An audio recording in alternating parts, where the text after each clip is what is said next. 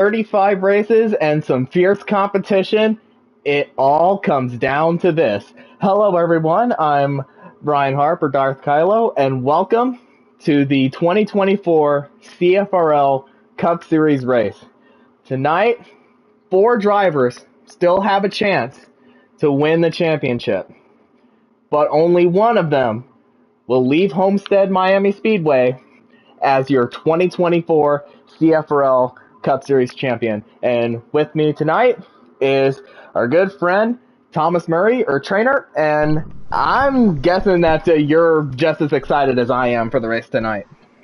I am indeed, and so is my son here. You may hear some happy baby noises. He's cooing over here, but yeah, I'm excited to see these 4 go at it, see what they can do, and see who's gonna take it all home at the end of the night. Well, I like to say that we have a future fan in the making with your little son, but of course, we're at Homestead-Miami. It's a 1.5-mile track with progressive banking. So, how are you thinking that these drivers are going to tackle a track that's pretty unique to the schedule overall? I know how. It's been a minute, but I know how the 14 car will likely be attacking it. We raced head-to-head here at the end of the 2020 Xfinity season for the championship, and we're within sight of each other the whole time.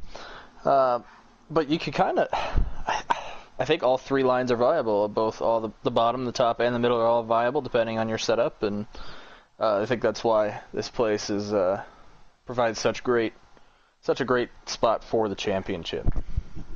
Yeah, and speaking of Ryan Parsons, who is one of our Championship 4 drivers tonight, alongside Tegan Jones, Michael Whitman, and Bradley Domer Jr., the last time the Cup Series was at Homestead-Miami, it was early last season, and Ryan Parsons scored a very convincing win with his teammate and team owner, Tegan Jones, finishing in second. So this track really does seem to favor the Stewart-Haas guys, but really with a track as unique as this, it pretty much, any driver has a chance to win tonight. Yeah, for sure. I think it could be any. It's hard to say one of the Stewart-Haas guys will not take it, but I mean, obviously Mike and Bradley will definitely be up there, and they're not gonna just roll over. They're gonna give it what they got. I think, for me personally, I think it's hard to not root against, but say, oh yeah, Tegan won't win. I've seen him win so many races, and I mean, he's got 3 wins here, just out of that's half of the 6 that have been competed here in the Cup Series. But it sounds like we might be getting ready to go race here soon. Yeah, because we just got the invites now. Definitely the trouble spots on this track are the exits of turns 2 and 4, where your car can easily get loose on you if you either come out of the corner wrong or you hit the accelerator just a little bit too early. So that's definitely something that our drivers are going to be dealing with tonight as well. For sure, I think at least for me, when I was racing full time, I know that I always prefer something a little on the tighter end. So if I got on the gas early, it wasn't as much of a detriment, but also that's a little bit slower. So how to each their own. Yep, and before we go ahead and join the lobby, I will bring up the qualifying results. Now, I am going to do it a little bit differently, as I will highlight the final 4 drivers first, and then the rest of the field. So we have a 10-car field tonight, and on the front row, in fact, 3 of the top 5 spots are taken up by final 4 drivers, as we have Bradley Domer Jr. on the pole, and Tegan Jones starting alongside him in second, Michael Whitman in 4th, and Ryan Parsons will start 7th. Now the rest of the field, we have Cameron Morris in 3rd, Michael Fox in 5th, Kamal Wright in 6th, Spencer Boyce in 8th, JC Torado in 9th, and Kevin Williams in 10th. And I believe we can go ahead and join the lobby now. But yeah, of the final four starting positions, like what is like the biggest like surprise of what you heard there? Well, I feel like the obvious is Ryan Parsons in seventh. I mean, he's not even a tenth slower off of he ran a 32.088 and Bradley ran a 31.998. I mean, he's within a tenth, but it's not like that's not far off by any means. I mean, he's inside row 4. He's not far back. I think the rest of these guys will give them space, and if Ryan comes up to their bumper, I think they'll give him space and maybe not let him go, but definitely be courteous since he's going for a championship. I mean, yes, these guys are going for a win, but the championship is arguably more important. Now, real quick before we take the green flag, even though we've touched a lot on the final four drivers competing for the championship, but this is still like a normal race, and all the non-playoff drivers are still looking to spoil the party and get wins of their own. Yeah, exactly, and it's a fine line that everybody's going to have to draw, and that everybody does it differently, and I hope they're all at least respectful to the championship four guys, and nobody ruins anybody else's night in the final four. So 4 drivers enter: Bradley, Teagan, Whitman, and Parsons. But only one of them will get out of here the 2024 champion. So the green flag is out for the final time this season. Now go get that championship, boys. Oh, I lifted. I was afraid I hit it a little early.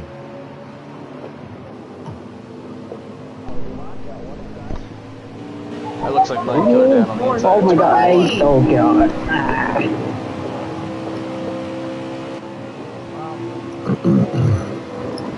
Damn hailstorm. I thought you got loose and I was going down. You just get loose over there? Line killer? S'mores got loose, I checked up, and then, S'mores got the line, I checked up, Ryan hit me, and I got damaged. Yeah. Oh, now we're plowing. Now we're plowing. It's the plowing lobby. Yeah, that last Bradley's jumped out to another lead. In these first 2 laps, You coming to also an end. behind me, Still yep. right behind him, and Mike Mann right there in third. Holy 99 arrow. Amazing. Storehouse It's not teammate so is bad. right there in fourth. Parsons still back in, looks like 6th or 7th. So long race, hon. You can get back into it. I can't turn in a 40. I can't turn either. Field. I am fucking plowing. 7? You're bumping him. Sad swiper. Just plowing. Yeah, so 3 laps in to the 134 lap race, and yeah, Bradley Domer Jr. is still out front, but 2 of the championship 4 drivers, Teagan Jones and Michael Whitman, breathing down his neck. So the final 4 running 1, 2, 3 right now. Yeah, Parsons is back in 6th. He's got a little bit of a gap between him and 5th place, it looks like. Who's in the 2? And that is Cameron Morris in the 2. It's Morris, yes. And I'm watching Parsons right now. He seems to be running more of a middle line compared to maybe middle to high compared to the front 3.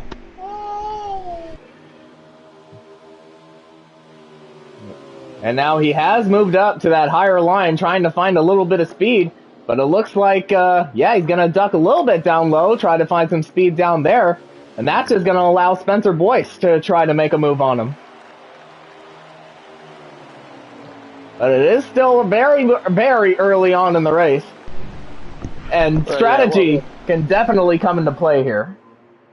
Yeah, no, and maybe he's got more of a long run set up, and maybe he doesn't, who knows, but I'm hoping that's the case for at least for Parsons. But yeah, Mike Mann is right on Teagan's bumper, and Teagan's right on the bumper of Bradley, they're pretty much nose to tail for top 3 spots. Yeah, you could throw the top 3 championship contenders under a blanket. They're racing each other really hard.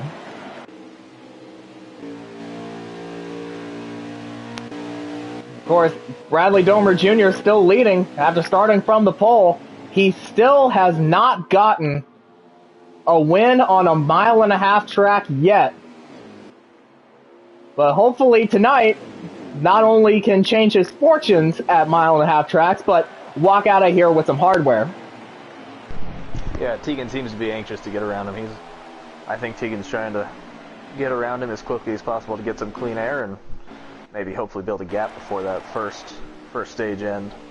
And we got one car coming off of pit road, and that is the 42 of Michael Fox. And one unique thing about pit entry and exit here at Homestead-Miami is that under green flag conditions, you can enter pit road from turn 4, but exiting pit road, you have to use the access road, as you see Ryan Parsons do just there. But under caution, you have to use the access road coming into pit road, but you can rejoin the track in turn 1 and 2. So it's a very unique pit setup for Homestead, as, again, Ryan Parsons on pit road early. I don't know if it's an unscheduled stop or he's wanting to make some adjustments before the stage break.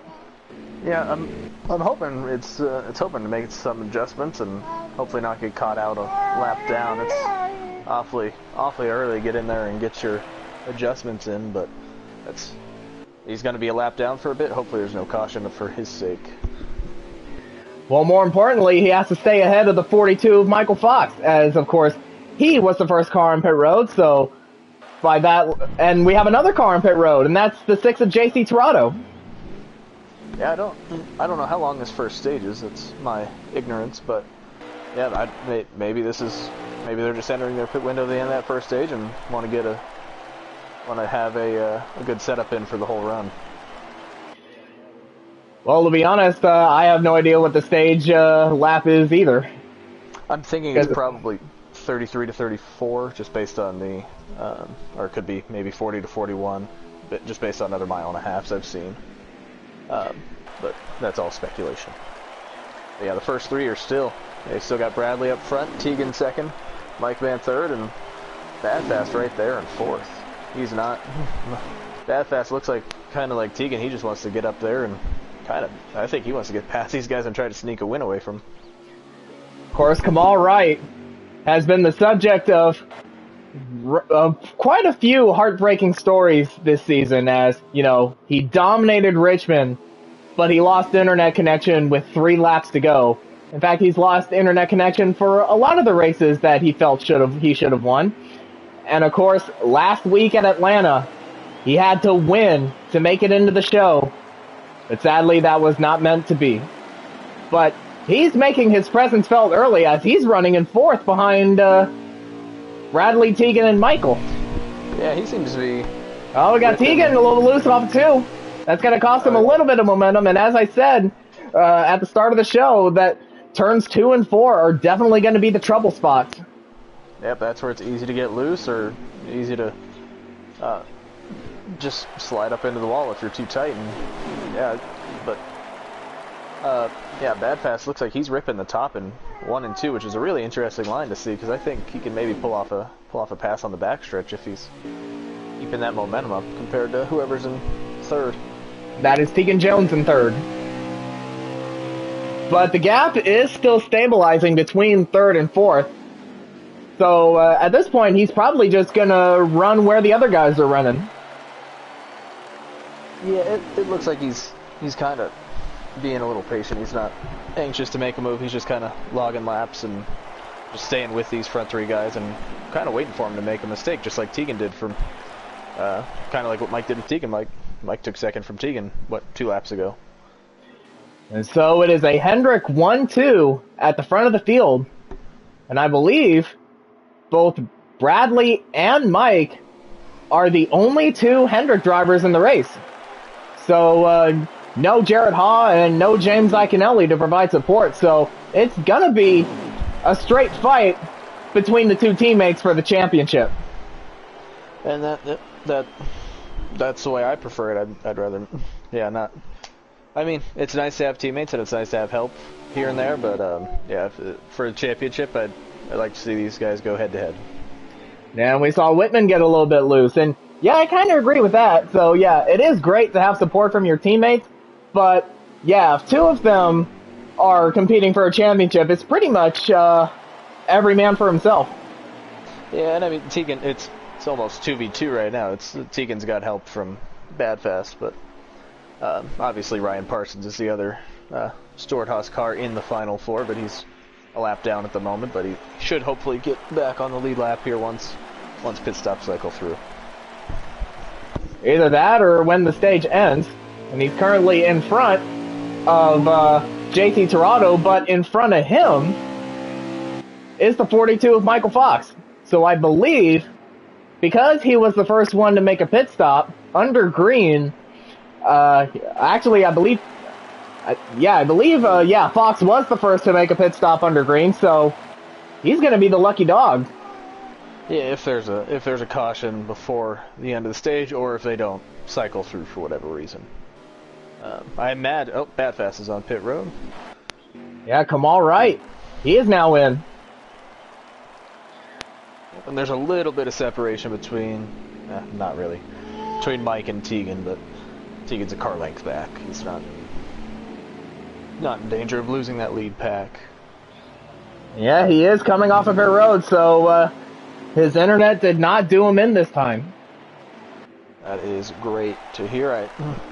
I hate it when I see him run well and then all of a sudden the engine blows with, like you said, 3 laps to go at Richmond or at the end of the second stage or whatever it might be.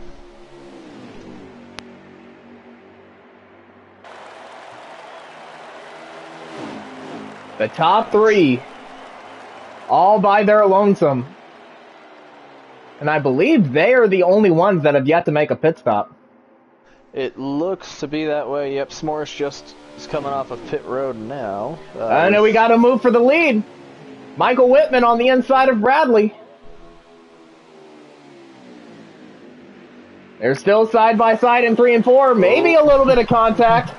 Potentially, yep. Forces Bradley up. And Mike Whitman comes. Yeah, Mike came up to sort of block Bradley's run up top. So put Michael Whitman out front. Of course, Michael Whitman, the defending Cup Series champion, looking to go back-to-back tonight.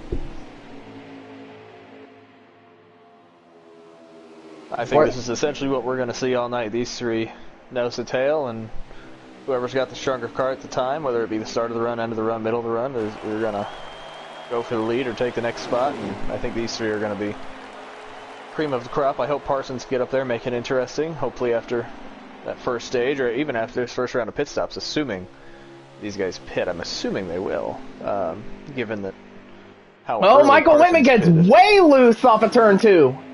Yeah, he was down on the apron there, and now they're side by side going into 3. And Bradley takes the lead back. Oh yeah, Bradley just took it. Yeah, I thought they were side by side, but. So a huge slide from Michael Whitman off of turn 2 gives Bradley the lead once again.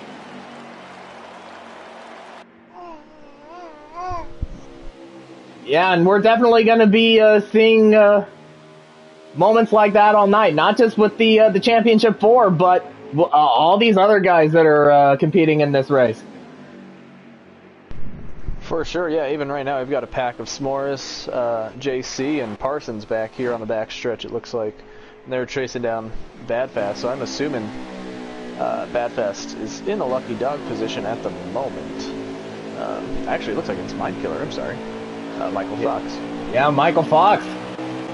Again, he did, but he's got maybe it's those few laps of fresh tires, but Badfast recently pitted, so I'm assuming he'll be faster than Fox, and he may catch him before either end of stage or caution for boating. And how about this? Michael Whitman takes the lead back again, so something happened to Bradley, probably got loose off of either turn 2 or 4. And now Michael Whitman up in the lead, and Tegan Jones follows right behind him in second. Yeah, I think it's interesting how they keep, I don't think they keep switching lines, but I think it looks like they're running essentially the middle, which is, no, they're running the bottom, I'm sorry. I think it depends on what end of the track they're on. They're kind of starting on the bottom, then at least Mike just ran from bottom to top off the end of, off of 4. Yeah, I was looking at the move on Michael Whitman's live stream on his YouTube channel, Whitmania, and yeah, he just got a run on Bradley coming off of 4. He completed the pass going into 1, and Tegan was able to follow a suit.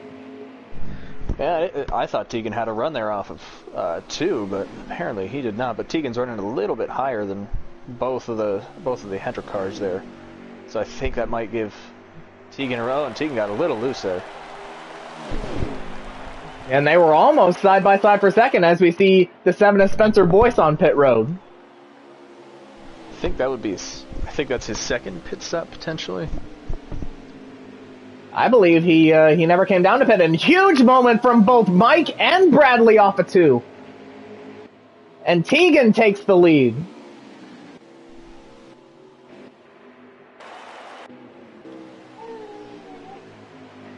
I will say this is much better racing than the Talladega race we saw earlier today in the Cup Series.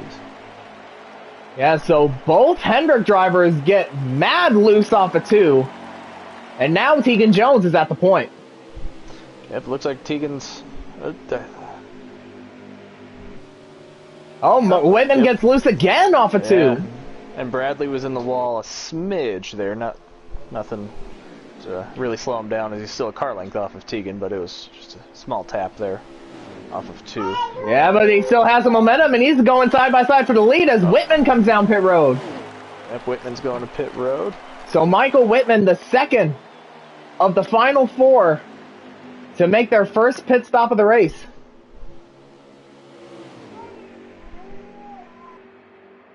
And Bradley got a run off of 2. He was right on the quarter panel, but he just tucked back in line.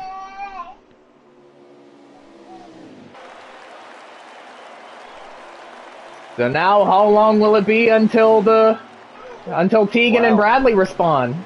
All right, Whitman was about 4 seconds in his box. Not to speculate, but that sounds like a fuel-only type of stop.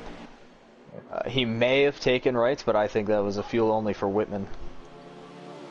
Potentially fuel-only, or 2 tires, and now he rejoins behind the battle between Tegan and Bradley, albeit a lap down. So put him in a lucky dog spot before the stage ends or pit cycle out. Yeah. And now Bradley comes in. And now Bradley comes in.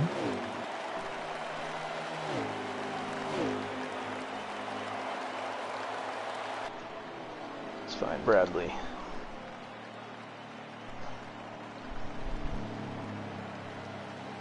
I want to keep an eye on him just to see what he does. Yeah, I'll keep an eye on Bradley here on pit road and see how long he's in his box. I think he might pull a similar strategy to what Whitman just did, either fuel only or 2 tires. Yeah, looks like I'm gonna say it's right size and fuel probably for the 48. Yeah, definitely. He was in his box about 10 seconds.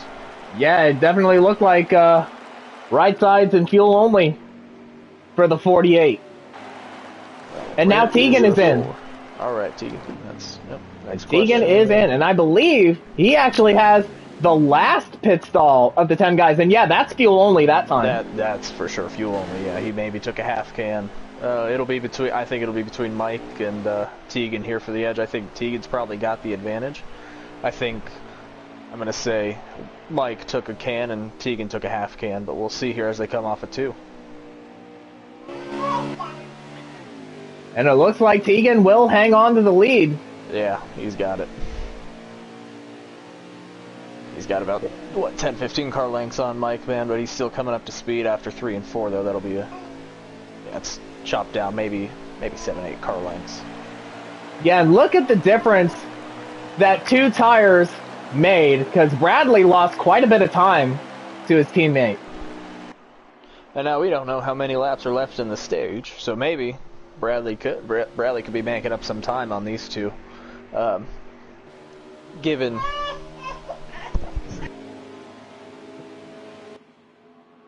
Well, of course, since he did take 2 tires, it might be a bit of an advantage, but because you have 2 fresh tires compared to 4 worn ones.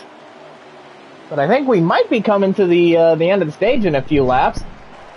yeah, he's gonna have to make up that time quick, otherwise that's gonna be all for naught. And is that the end of the stage? I believe that is indeed the end of the stage. Looks like we got Tegan first and Mike second, with I believe Bradley in third back there. Yep, Bradley is in third.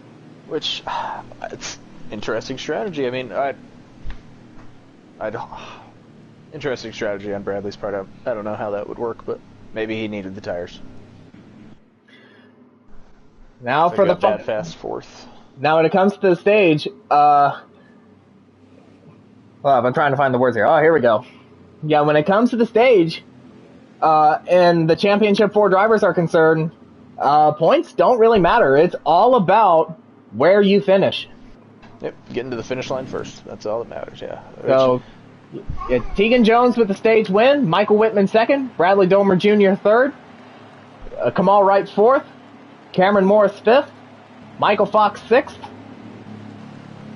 Parsons right where he started in seventh. Yeah, seventh, Spencer Boyce eighth, Kevin Williams ninth, and JT Tirado in 10th. And now, we shall see who has the first pit stall. So that way it'll be easier for us to tell who wins the race off of pit road. Oh. And it looks like it will be the 3 of Kevin Williams that has the first stall.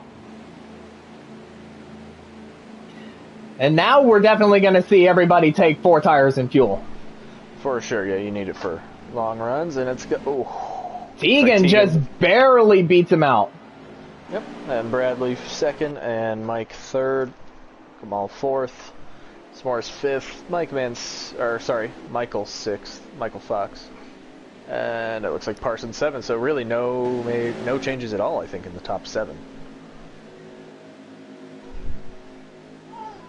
which means we've got about 100 laps to decide a championship.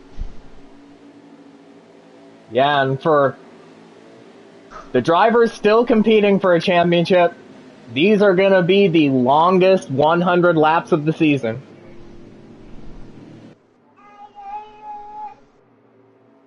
Yeah, it looks like they're all teed up and ready to go. Hopefully, yeah. No delay, no 10-minute stage caution. As they are efficient here compared to the show that is run on Sundays.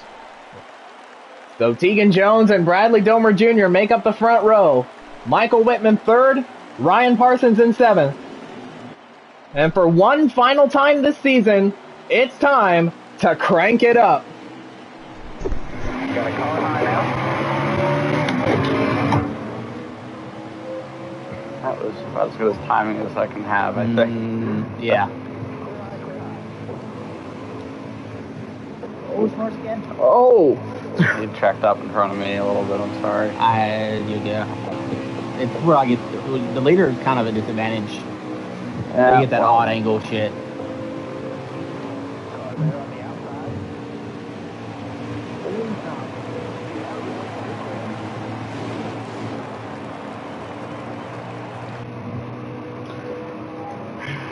KLW, I'm checking out. Oh, why put my kill on the wall?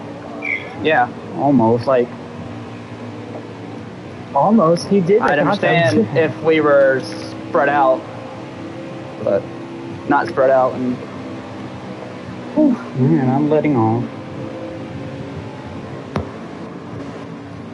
yeah, we got a lot of racing here. 6 car. I did not expect you to go low. I was sliding there. I'm just gonna lay back and stay high. And watch Yeah. this happen. We're gonna stay on the top.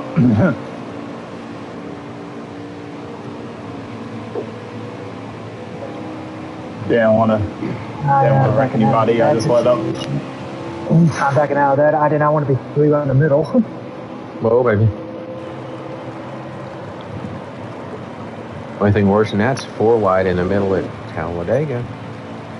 These cars are so stable. So Tegan Jones still out front, and we had a little bit of contact in the midfield between the 2 of Cameron Morris and the 42 of Michael Fox. Yeah, and then also Spencer bounced off the wall. Looked like they're off of 4, but it kept it straight, and everybody's still going. And Parsons 3 wide on the inside, going for 4th. Yeah, 3 wide for 4th, and a lap ago Parsons was 8th, so now all 4 championship contenders take up the first 4 spots in the race. Yeah, it looks like Parsons dialed in his car, and he's going to hunt down 3rd, and hopefully these 4 will battle it out like we saw them do in the first stage. So now we have a straight-up championship fight with all 4 of them together. Yeah, I think Badfast, or Kamal I think he backed out of it just to... And, again, championship versus race, I think he's staying there, but there was a Hornets nest back there for 3rd about 2 laps ago, and I think he backed out of it just to let the championship guys go at it. Yeah, everybody trying to get as many positions as they can before the next cyclist stops, and it spreads everyone out. We've already got a single file pack, but that can still get interesting in the turns. That's the nice part about this. I don't know. I think this is progressive banking, but it's what I like about this track is if you're running the wall, you could go single file down the straight and you go 3 wide in the turn like we saw Ryan do to take 4th. And now Parsons has a little bit of help from his teammate, Kamal Wright. Yeah, and he's within a car length of Bradley there. Is Bradley 3rd, Mike 2nd, and Tegan 4th, so we're... big moment from Spencer Boyce. Yeah. Big moment from Spencer Boyce off of 2. Loose is fast. Spencer's back in about... I used to take... side-by-side was for Michael Fox for 6th. Got a little loose again, it looked like. Yeah, loose is fast, but you don't want to be too loose. Contact between the 7 and 42. Yeah, those 2 are going at it for position. It looks like 42 is going to take the spot here. I think hopefully, yeah, loose is fast, but yeah, hopefully not too early in the run. And of course, these 2 had a score to settle from last week at Atlanta because it was Spencer Boyce that took the 42 of Fox out of the running for the championship. Oh, I did not know that. Because last week at Atlanta, Michael Fox was, I believe, 8 points above the cutoff line. But contact between him and Spencer Boyce caused him to lose it and wreck into the inside wall, dropping him back down to 10th. And he ended up missing the final 4 by 2 points over Ryan Parsons. High there. Yep, may have lost the spot. But he's still right there with the leaders. He's not out of contact or out of touch at all. Yeah, Kamal got a little loose off of 4. Yeah, I think you need to be in contact with the... Right now the main 3 are obviously Tegan, Mike, and Bradley. I think you need to be at least in their draft. I think the draft is playing more of an effect than maybe they would like, at least right now. But I think if one of them breaks free, I don't think it's unreasonable one of them could break away. All the more reason to really dial your setup in for this track, is we got a battle for the lead. Or it looked like we... it looked like we were going to have a battle for the lead, but Whitman thought better of it. There's still plenty of race left. Yeah, and Parsons already has his 4th spot back on Kamal. Yeah, they're nose to tail for the first five spots, and the 42 and the 7 are not far behind.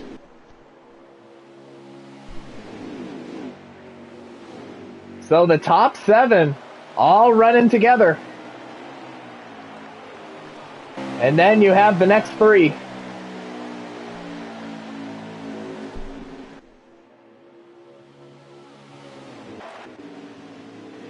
And it's Tegan Jones that's still leading this train around.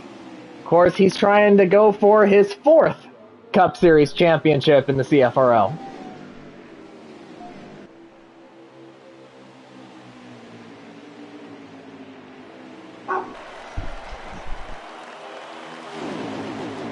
So it is Haas, Hendrick, Haas in the top 4. And we see Kamal Wright taking that higher line around. Now, of course, it is the faster way around, but you do have to be careful not to get too high up in that lane, or else you'll end up in the wall.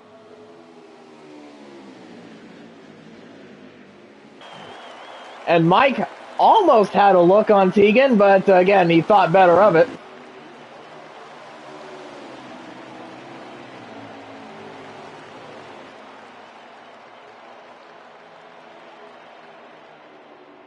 And Jones is hanging tough out front.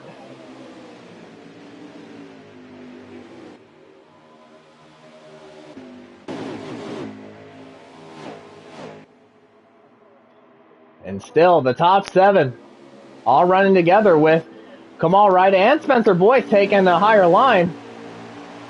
And Wright almost brushed the wall off of 4 there.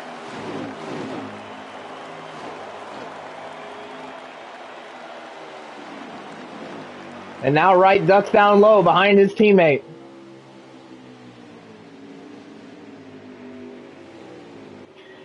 And now he's going to make a move on his teammate for 3rd.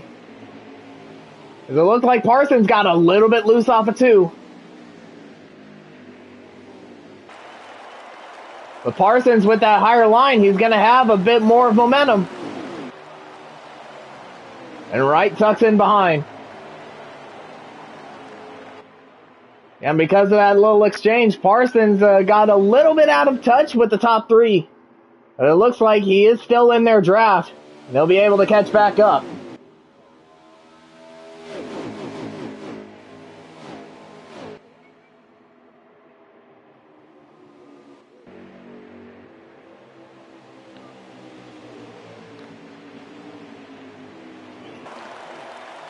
They're now coming to lap 53.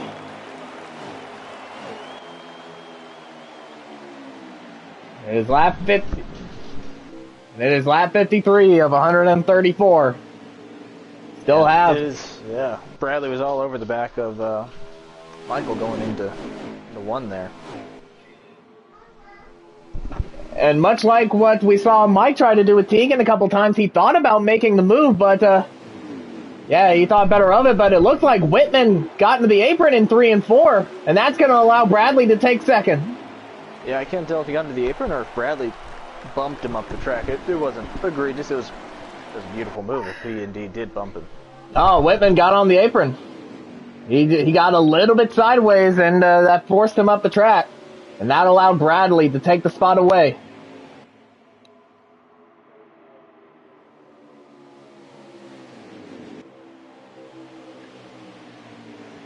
Yeah, but he is still in touch with 2 of his fellow competitors. Yeah, for sure. The top 7 are all still in that lead draft. Spencer looks like he might be losing it a little bit, but he's still there for the time being. Still got Fox in 6th, Kamal in 5th, and then championship 4, Ryan, Mike, Bradley, and Tegan in the lead. It's a countdown from 7th. But here comes Michael Whitman, again trying to make the move on Bradley. To take 2nd back. But again, he just thinks better of it. It's still a little too early in the race to start being aggressive. Because it might come back to bite you later.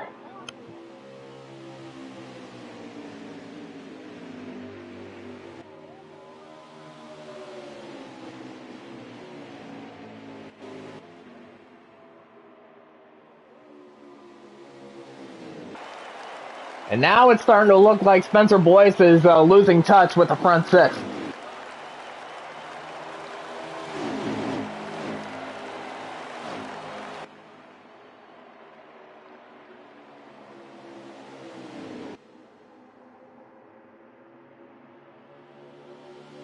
And I just have to say, we've had a pretty amazing season up to this point with, Tegan Jones getting 15 wins this season. Michael Whitman doubling, or more than doubling, his win total from a year ago, as he now has 8 wins this season. Bradley with 5 or 6 wins, including a couple of doubleheader wins. And Ryan Parsons being one of the more consistent drivers this season. Spencer Boyce getting the win at Canadian Tire Motorsports Park very early on in the season. And that is his only win so far. And the 2 of Cameron Morris. While he's had strong showings in the Cup Series, he made an even bigger splash in the Midweek Series, as he was the most dominant driver in that series en route to a 2024 Midweek Series championship. So, a great season all around from the CFRL, and hopefully 2025 will be even better. That is, if the game lasts long enough to even have a 2025 season, which I hope it does, because it would be a pretty long wait for the new game from iRacing to come out, and we're hoping good things from that, but yeah, hopefully next season will be even better than this one. Yeah, I think this. I guess this could potentially be the final race of NASCAR Heat 5. While we hope that's not the case, I hope we get a full season in next year before the iRacing game comes out. But this could potentially be the final race, I suppose. Yeah, and what could be a pretty bittersweet moment for pretty much anyone who wins the race or the championship tonight, as this could be, the last time that we even set foot in NASCAR Heat 5, which has done a very serviceable job handling the CFRL over the last 4 seasons. Yeah, I was going to say, I think this is the 4th season of Heat 5. I remember at 19 we were on 3, and I think we switched to 4 mid-season, so I think maybe even 4.5 seasons of Heat 5. But yeah, it's done its job well. It's had its moments, but we've for sure appreciated having somewhere to race. Yeah, definitely good and bad moments, and I would definitely say the bad moments are more internet-based, as we see one car sideways off of turn 2, and that is the 2 of Cameron Morris. Oh, and Spencer Boyce was also involved, so this may be a caution. Yeah, potentially. I was going to say Spencer dropped off that. Oh, yeah, there's damage on the 7. Yep, this could be a caution. I didn't see what Cameron had done. And yeah, the caution is out. Oh, well, that changes. That'll definitely change up everybody's strategy. Hopefully I know the Championship 4 at least running through their mind where they want their tire pressures and their wedge and what they want for however many laps, assuming it goes green to the finish, which is an assumption that we're making at this time. But you kind of got to run those calculations in your head. And I'm assuming we're going to see 4-tire pit stops from everybody, at least the Championship 4 here. There's no reason not to. We've at least run 15, 20 laps, if not even longer. But they've all been nose to tail for that time. And if you don't take 4 tires, I think you're potentially putting yourself out of the race. So 63 laps in, and we have our first caution for an on-track incident.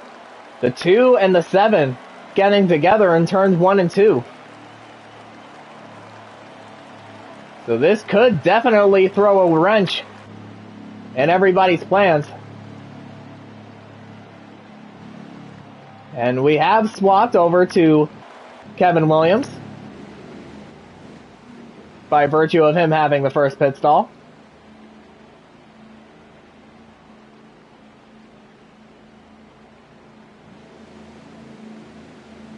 Yeah, it's looking like everybody's taking 4.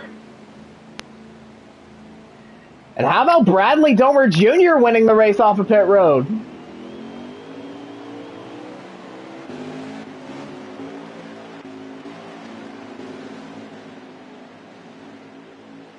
So a great pit stop from the 48 team to put him out front. And not only that, but in front of his teammate, Michael Whitman. He'll definitely help out on the start, but on the restart rather, but after that, it's pretty much no holds barred.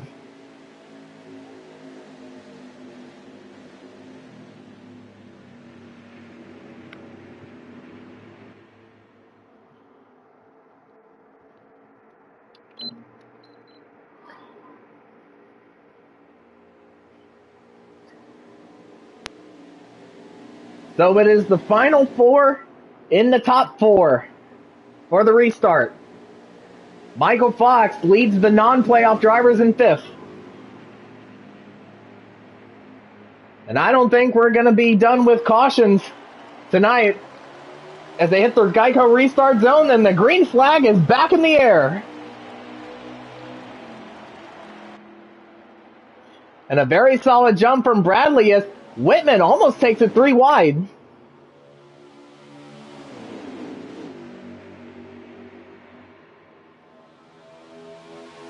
And it's Fox that split the 2 Haas cars up, but not for long as he got loose off of 2, and that'll allow Ryan Parsons to make the move up high, getting back into 4th. All over the place off of turn 2 there. But yeah, now it's back to the championship 4 in the top 4. Fox is still giving Parsons a run for his money for 4th, but I think he's falling into line here and going into 2. Yeah, it's pretty much a hornet's nest of cars from 4th on back. Everybody fighting for every position they can get. Spencer got into the wall off of 2 and almost came down into the 6 of JC Tirado. But everyone keeps it straight.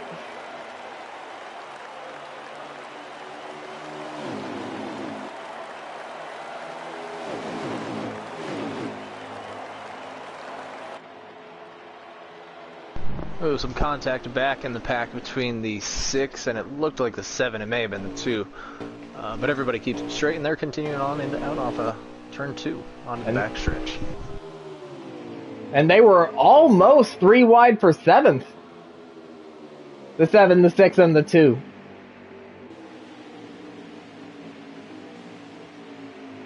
Yeah, but here comes JT Tirado again. Maybe a little more contact between the 7 and the 6. And up at the front, Bradley and Mike have put a few car lengths on Tegan. I don't think Tegan's out of the draft by any means, but I was surprised to even see more than, it was a good 3 or 4 car lengths going into turn 1, which was surprising. Yeah, I don't think we've seen that all night. Yeah, but he is still very much in the draft and still in this fight.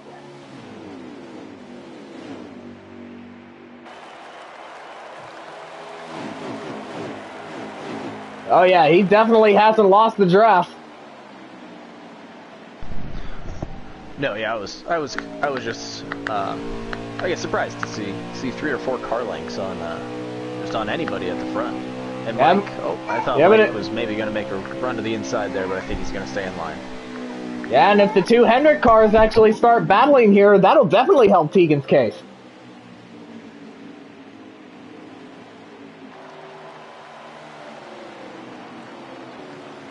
And I see if I can follow along with Bradley to see the lines he runs. Yeah, it's looking like he's running the 2nd lane from the bottom going into the corners. But he switches to the top lane coming out of the corners, hoping to find some speed. Especially coming off. Because, yeah, you're definitely going to need all the momentum you can get coming off of the corners.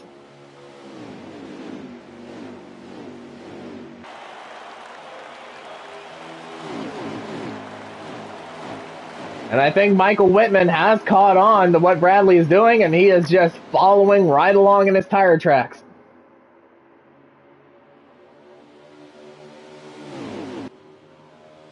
Now, of course, you do have to be careful. Again, coming off of turns 2 and 4, because your car can get wicked loose, and we've definitely seen that more than once tonight, and definitely more than once among our Championship 4.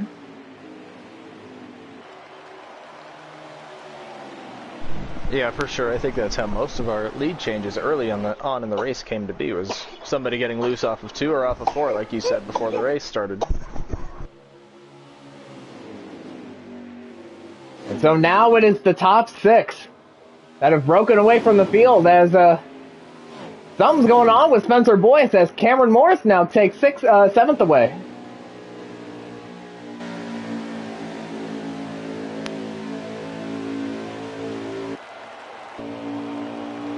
Yeah, it's looking more and more like Spencer has not really repaired the damage that he got in the caution. And that's what's causing him to drop all the way to the back as more contact between the 7 and 6, and Spencer gets in the wall.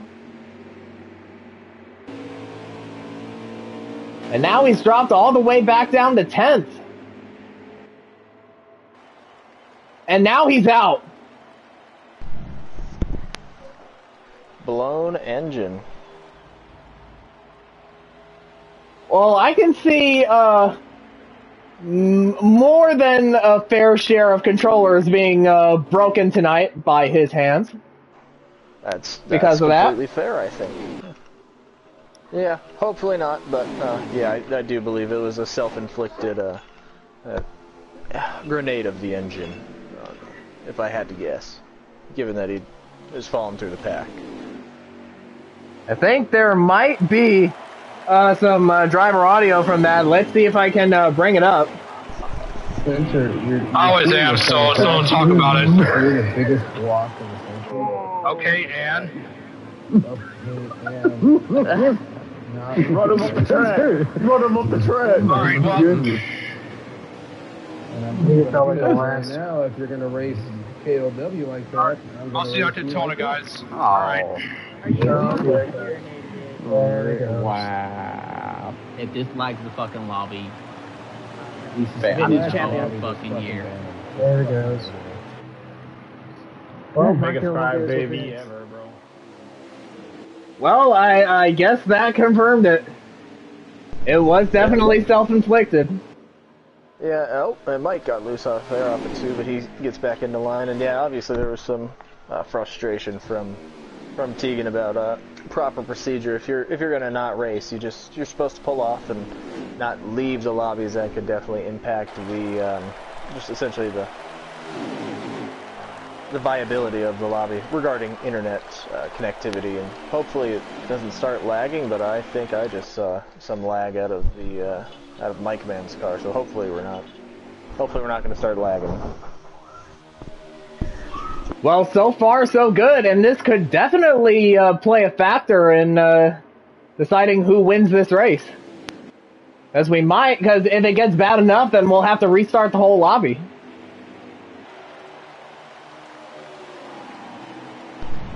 Yeah, I'm hoping that was just a one-time thing, and it looks like maybe it was, as his top six are still running nose to tail. And so far, everything looks solid. And I'm sure that, the stability of the lobby is the last thing that anybody in this race wants to worry about. Right, it's the last thing I want to worry about, too. I want to see, hey, who goes for 2 tires, who goes for 4 tires, who gets a full can, 2 full cans, who gets a half a can, who goes... I want to see it play out based on strategy and racing, not the viability of the lobby. Yeah, because it will definitely throw a lot of that strategy out the window. And yeah, I can definitely hear that somebody is a bit concerned by this development, but so far, looks like we're still good. Everyone's still moving normally, so we stay green for now.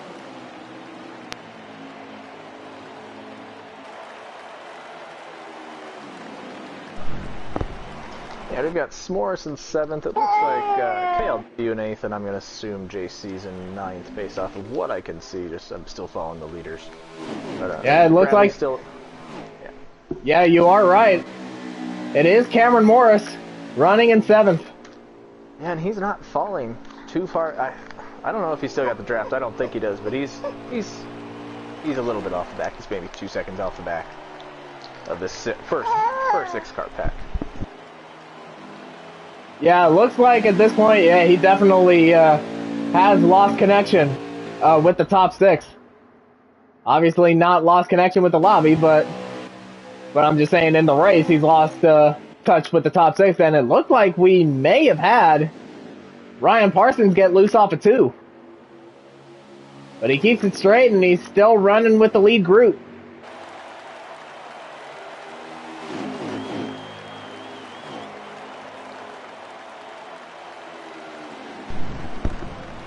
Yeah, and really I think everybody's kind of riding right now.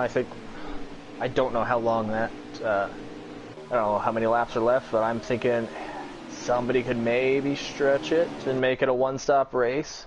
And I think that would play into Tegan's favor, as he's great at fuel saving, and fuel and tire saving if necessary.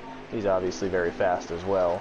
Otherwise, but I'm thinking it might be a 2-stop race at the end, and I think that last stop could definitely decide our champion, because I think we're going to have one full stop, 4 tires, gas, and then that second stop could definitely be not a full service stop. Could be 2 tires, could be half can. We'll have to wait and see. And as they're going to come off of turn 4, they will cross the line with 53 laps to go. 53, okay, yeah. So I'm guessing they're going to need 2 stops, and I think we've been going for more than 10 laps. I think 32 might be the edge of the range as we saw in stage 1. I think Tegan was the last to pit, and he just got a half can, which means he was probably out of fuel. 32, 33 laps in stage 1, I think we had. And of course, talking about Tegan Jones and fuel saving, a few weeks ago, for our 100% length race at Iowa, Tegan Jones was able to stretch his fuel out longer than anyone else, and he was able to get the win in our 100% race at Iowa. Truly our longest race of the season in terms of lap count. Yeah, I think that was 250, I believe, laps. I think I was in that race, and I think I bowed out after about I think after the first stage or so. I just didn't have. I had other personal conflicts going on, but I didn't intentionally leave the lobby. I stayed in the lobby down on the apron. But I believe that was a 280 lap race 80, wow. at Iowa. I'm gonna see if I can try to find the Iowa race on Whitman's channel to see if that is correct.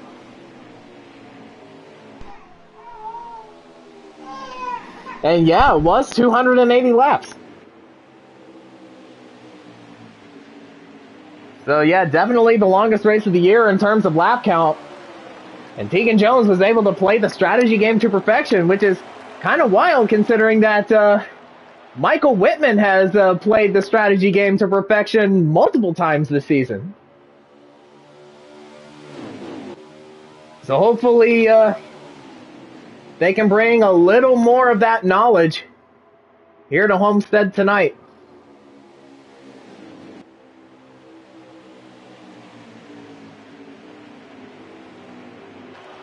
As of right now, it is still Bradley Domer Jr. leading, Michael Whitman second, Tegan Jones third, and Ryan Parsons in fourth.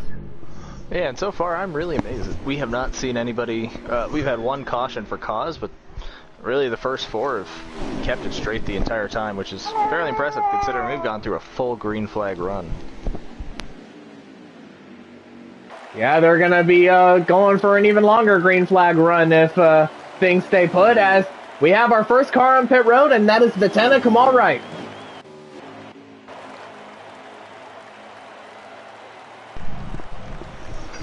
We'll follow Kamal here and see how long he's on pit road.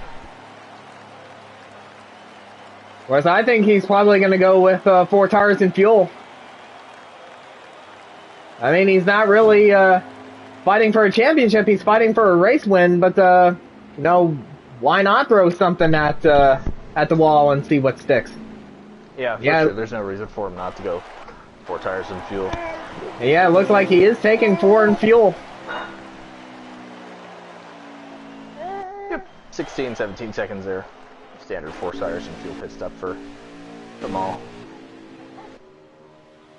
Of course, you can get a stop that's a little bit faster than 16 or 17 seconds, but you kind of have to be lucky with the RNG. Yep, you gotta, RNG's got to be there for you, but also, I mean, there's ways you can control the length of the stop. Obviously, your amount of gas put in, amount of tires taken. Mid race run, you're genuinely gonna want 4 tires and fuel, especially with more than a full run left to go. Yeah, and with the tire wear and fuel consumption rate that the Cup Series runs with, yeah, you're definitely gonna want to take 4 tires and fuel every time, if you possibly can.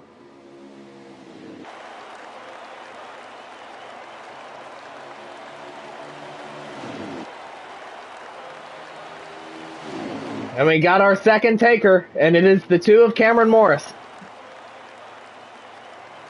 And with him a little bit further back, I would definitely say to play it a little bit safer here when it comes to this pit stop. But of course, he may also take 4 tires and fuel.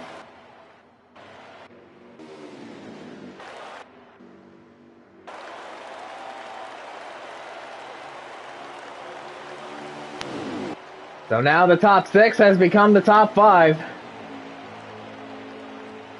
Bradley still leading the train around. Again, he's still looking for his first 1.5 mile win. And it would be a big one if he can pull it off tonight.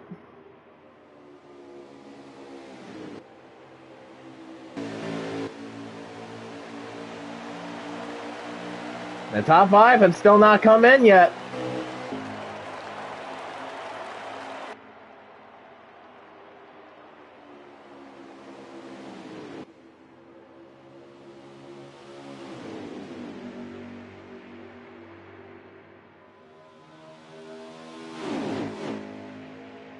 Michael Whitman again thinking about trying to make a move on his teammate. He's taking a higher line than Bradley though. Unless Bradley's coming in, and yes he is. Bradley Domer Jr. is the first of the championship 4 to come down to pit road on this cycle of stops.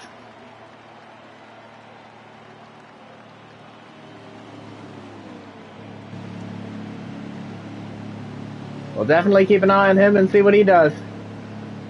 As we see the 6 of JC Toronto coming out.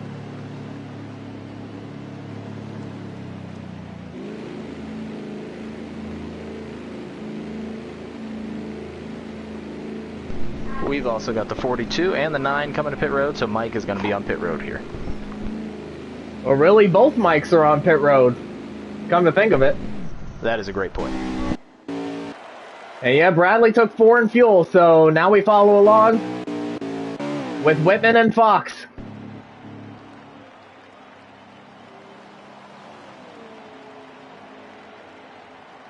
So we're going to keep tabs on Whitman.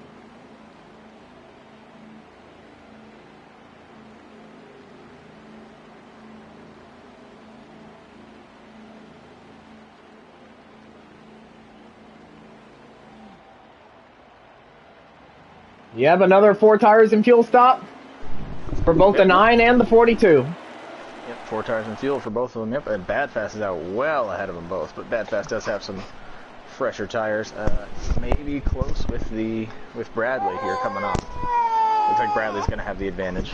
And the 2 Stewart Haas cars in the championship 4 are on pit road as well.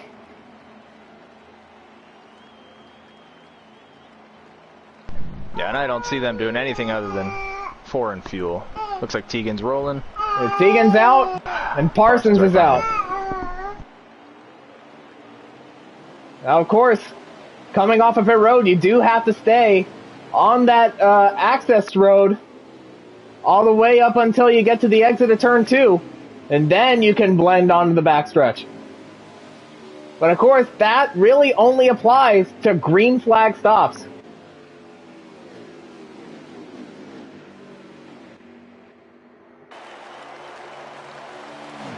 And so it looks like Bradley Domer Jr. is the provisional leader of the championship 4. Yeah, and I believe overshadowed by those pit stops is Kamal taking the lead. It looks like. Yeah, Kamal Wright is the race leader.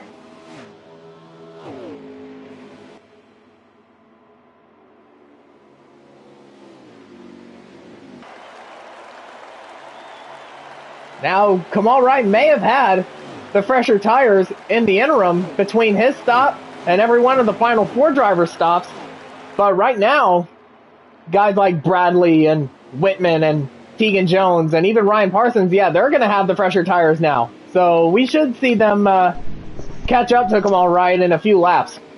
I think they will and can. I think with everybody being spread out as they are, he may have a chance to keep him at bay.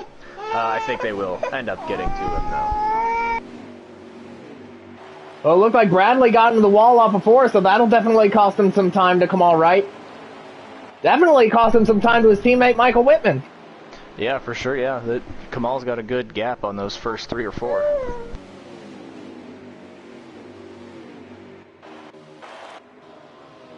And Kamal Wright seeking his 3rd win of the 2024 season. And both of his wins came in very dramatic fashion. At Talladega, he made a dramatic last lap pass on his Stewart-Haas teammate David Wessel in the 41, and that was coming off of turn 2, all the way down the backstretch, and he was able to hold on to it to take the win. And a few weeks ago at the Charlotte Roval, during these playoffs, he dominated that race, and he almost lost it in the bus stop coming to the finish line. But Tegan got into the wall, and Kamal was able to retake him right back and was able to win the race by about half a car length. So hopefully if he wins tonight, it will be in a much less dramatic fashion.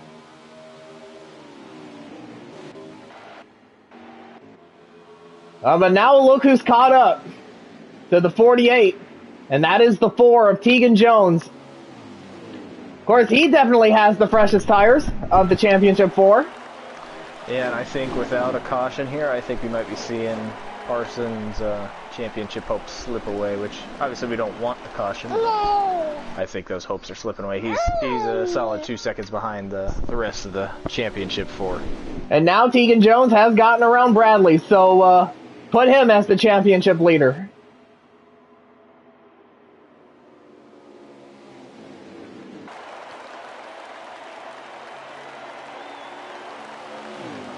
Yeah, but now if you're Tegan Jones, you have a bit of a scenario.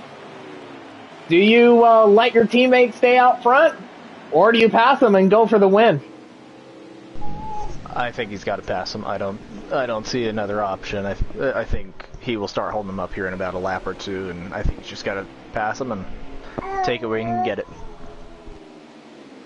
Now, of course, that could be beneficial to Jones as he does make the move on Kamal Wright for the lead, as Kamal might actually hold the 2 Hendrick cars up and let Tegan pull away.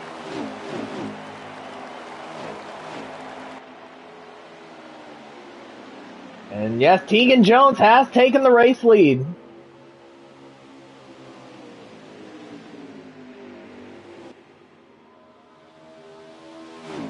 And Kamal Wright slots in front of Michael Whitman in second. Yeah, I don't think they planned it like that, but I don't think that could have played out any better for Stewart-Haas there, especially Tegan, given that he took the lead, and I don't think he's running away with it. But Whitman loses it too. No, there may have been a little contact between the 9 and the 10 there. Yeah, hopefully not on purpose. Yeah, the 10 is definitely fading with those older tires. Yeah, it could very well be a racing incident between the 9 and the 10, so no love lost.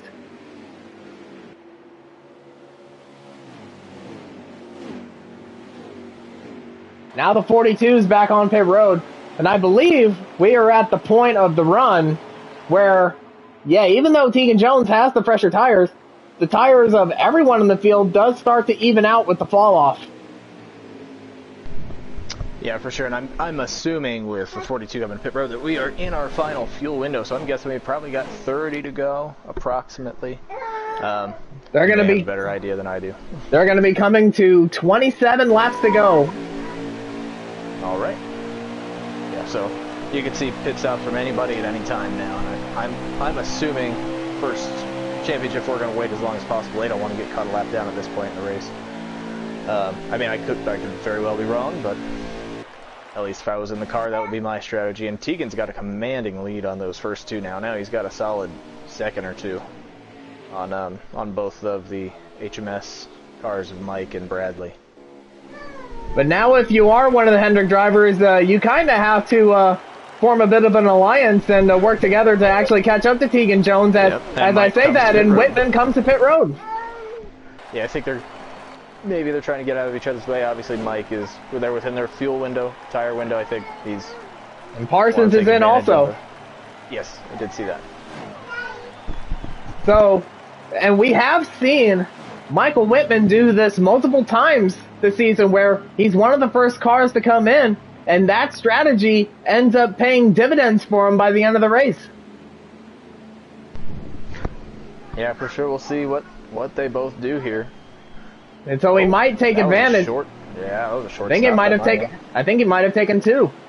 I think he has to. I don't think you could do. Yeah, it was 10 seconds. I think he took 2, and I think he filled up his tank, and he's off to the races. I'd be interested to see how that plays out over the long run.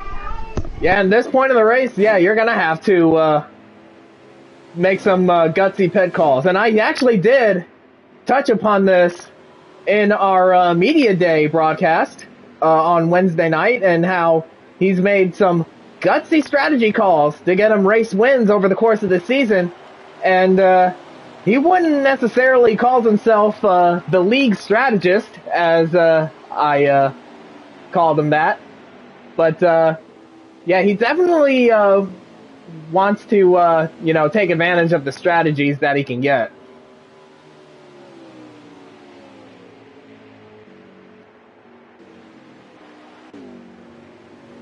And now Tegan Jones is in. So he might respond by taking 2 tires and fuel himself.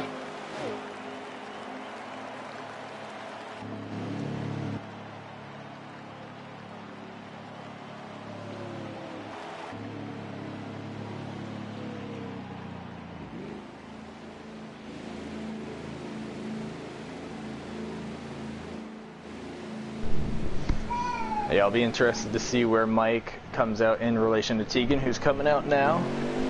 And Mike is coming off of turn 1, so it's going to be it'll be a drag race down there off of 4. I think Tegan might have him beat just based off where they are on the track. Yeah, Whitman is now in turn 1. Coming off of 2 now.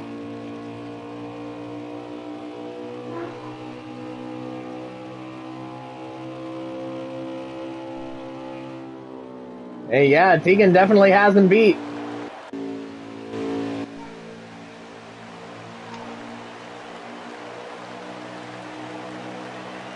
And so because of that, Bradley Domer Jr.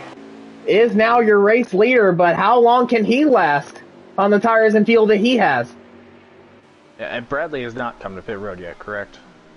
He has not.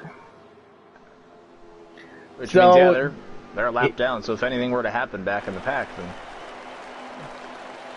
not that that's likely, but they would need to either wave around, or Tegan would likely be the free pass.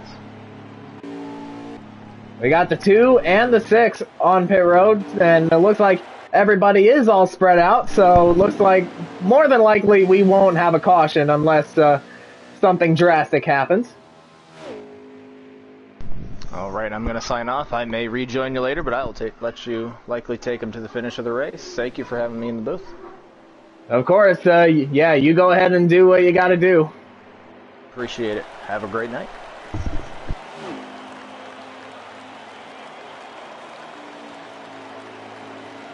And so with Traynard's sign off, and I'm going to take you to the finish. And so, Bradley with a huge moment off of 2 as the 6 of JC Tirado comes off of pit road. That was almost a caution there, but thankfully he was able to keep it straight.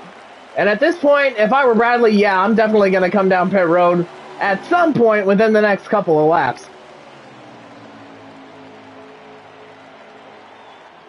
Yeah, but he's still out there, though.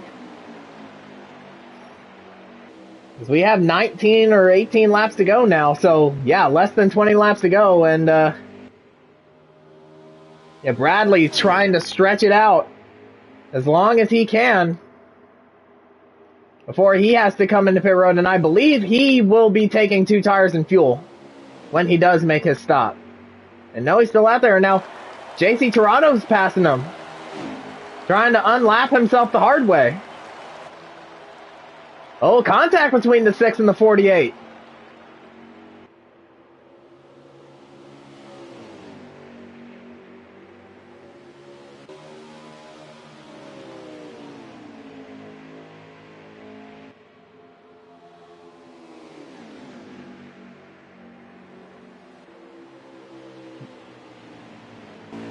Bradley still stays out. So could this be a very risky strategy call for the 48? And will it be one that wins him the championship?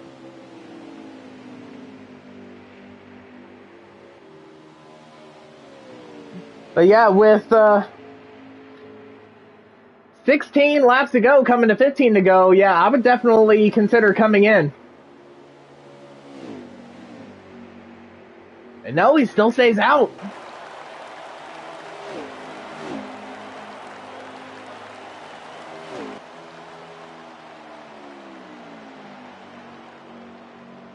So Bradley Domer Jr. trying everything that he can possibly do to win his first mile-and-a-half race, as well as the championship.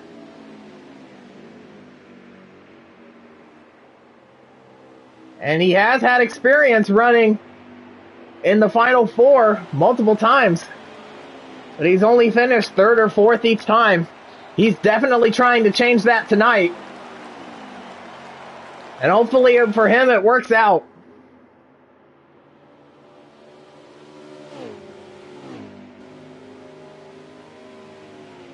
They're going to be coming to 13 laps to go. Bradley Domer Jr. is still out there. And he still stays out.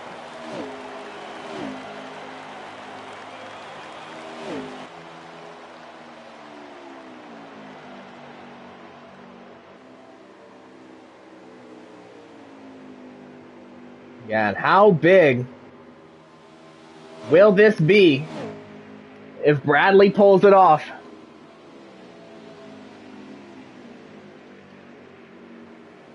Yeah, but still, I would definitely think about coming in at some point before the finish of the race.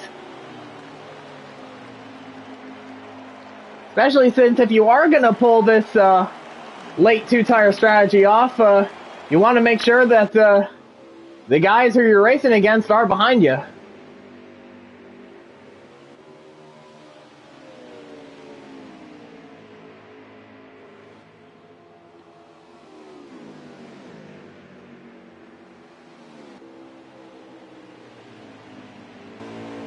Bradley still stays out.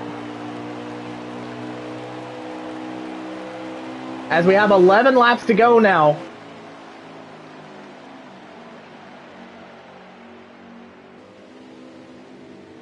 I'm guessing Bradley, this late in the run, he might actually think about taking fuel only, if he feels that his tires can last the rest of the way. But of course, that two-tire call is still very much in play here. And he's still out on track as they're coming to 10 laps to go.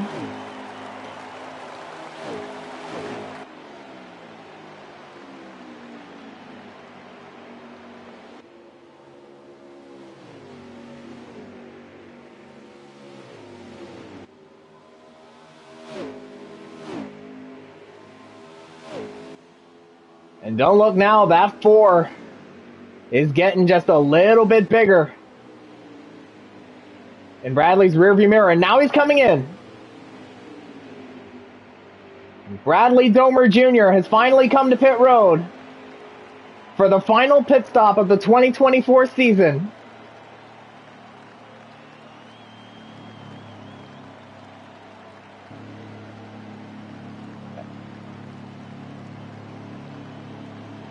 And we'll see what he does.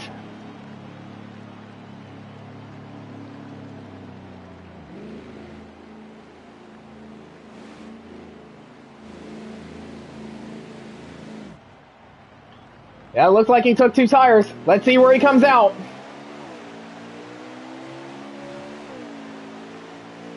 And there's Tegan Jones.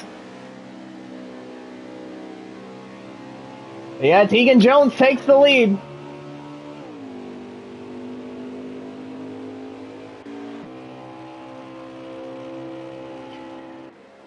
Yeah, but it looks like Whitman might actually start catching him here, as they're coming to 8 laps to go. So now at this point in the race, it looks like it's a role reversal from the championship battle last year. It was Michael Whitman out front with Tegan Jones chasing him down, until Jones was ultimately taken out by David Wessel, who blew a tire on the apron and came up onto the track and slammed into the 4. But now it's Jones out front and Whitman has to chase him down. But Whitman does have help from the 42 of Michael Fox. And Whitman is still in the draft.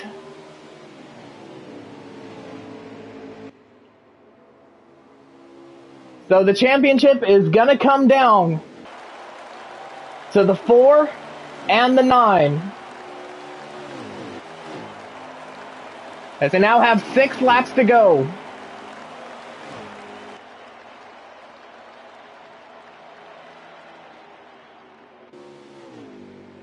And Whitman is there. Right on the bumper. He might have lost a little bit.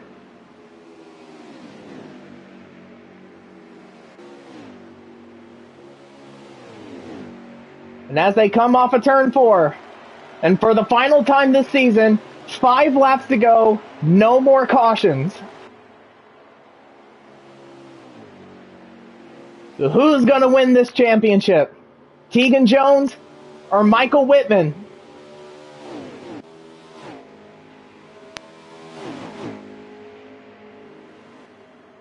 Will Tegan Jones win his 4th Cup Series title? Or will Michael Whitman go back-to-back? We have 4 laps to go. Whitman is there. He's right on the back bumper of Tegan Jones.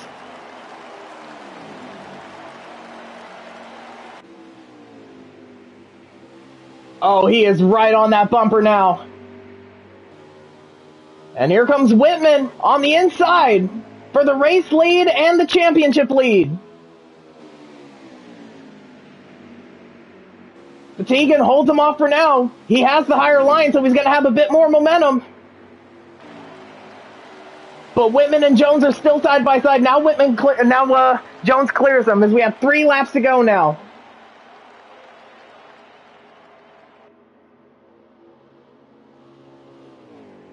Yeah, Whitman's going to try to push. But he doesn't want to try to force the issue.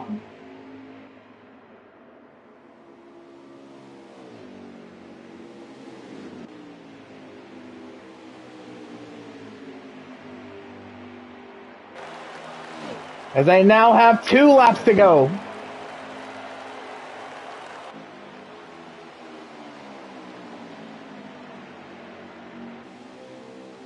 Oh, Michael Whitman is right there. He can taste a 2nd consecutive championship. But Tegan Jones is not going to give it up that easy.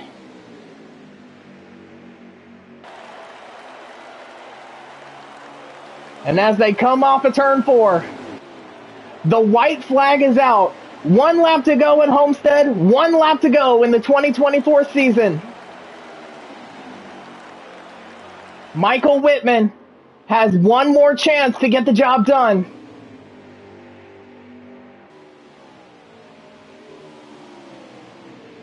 He might dive it in here. Yeah, but Tegan cuts him off. Off of turn 4. The 4 gets 4 in 24. Tegan Jones is a 4-time CFRL Cup Series champion. Looks like it will be Michael. Tegan. Good job. Good win, good championship, Tegan. Very good shit. 2/10 of a second.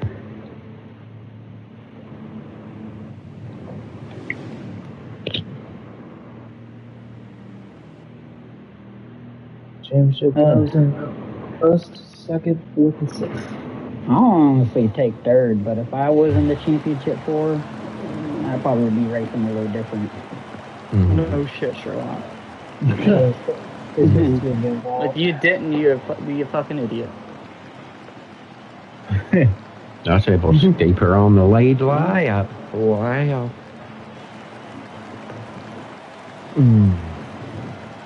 I got loose about the time you guys were talking about a caution and nobody be dumb enough. I smacked it up against the wall, 3% damage. I was like, I think that's the first time I fucking did that today.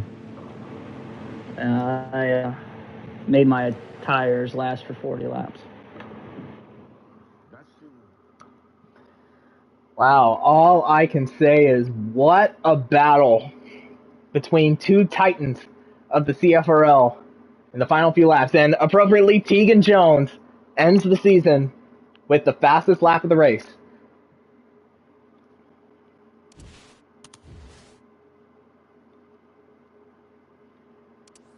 And what a finish. What a season that it has been.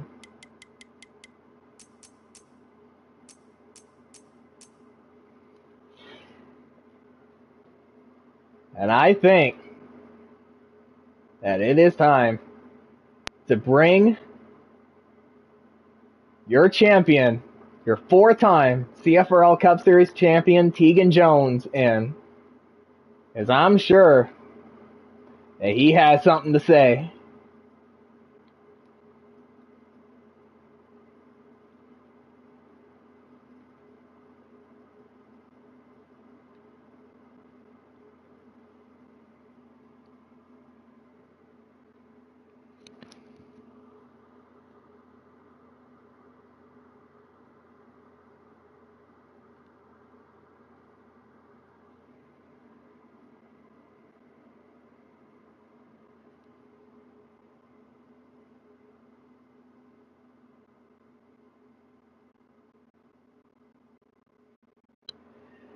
And there he is, your race winner and 4-time CFRL Cup Series champion, Tegan Jones. And all I can say is, what a performance from you tonight.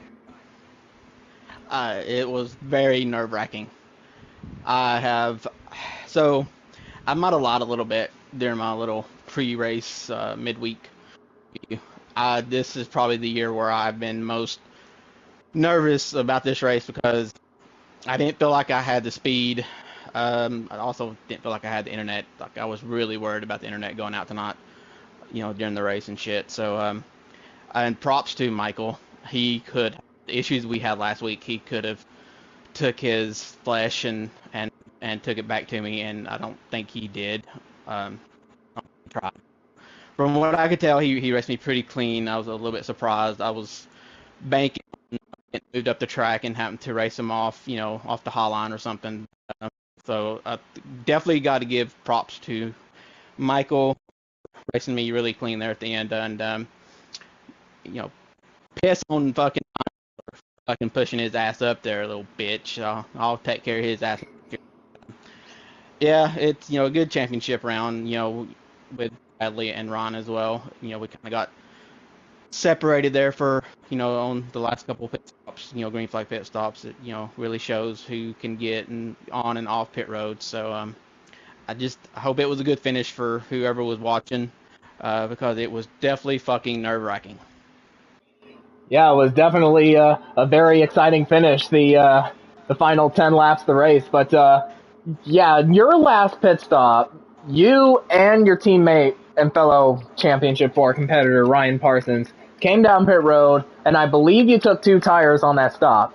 I believe that was the stop that won you the championship. It's just the strategy, it's the strategy you have to play now. The tire fall off is so quick, and the even is quick. I'm pretty sure Michael took 2. I'm not sure about Ryan.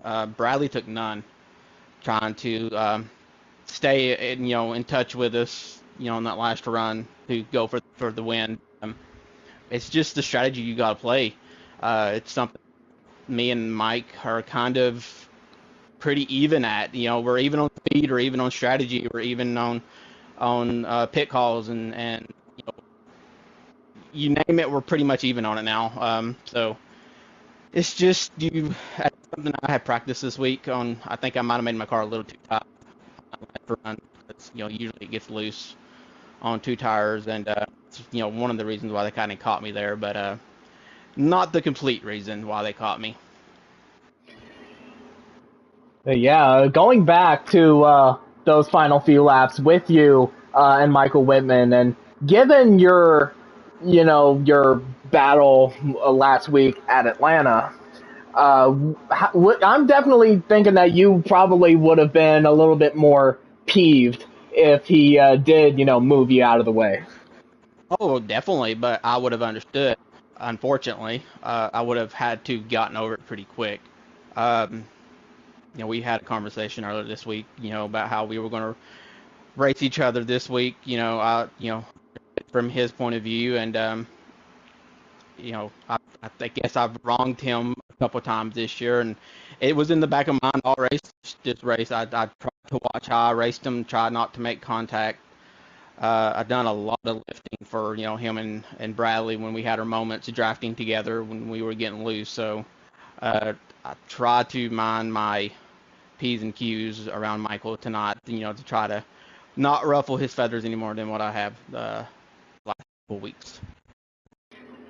Now, do you consider this championship win to be a bit of a redemption from last year's result? I guess. I'm just glad that we didn't have a fucked up finish again there at the end, and I think that's one reason why Mike might have raced me a little cleaner than what he probably would have if last year hadn't happened. So I guess last year's fuck up or whatever you want to call it, which is probably what kind of helped me win this year. I guess it's a double-edged sword. It fucked me last year, but I guess it might have helped me this year.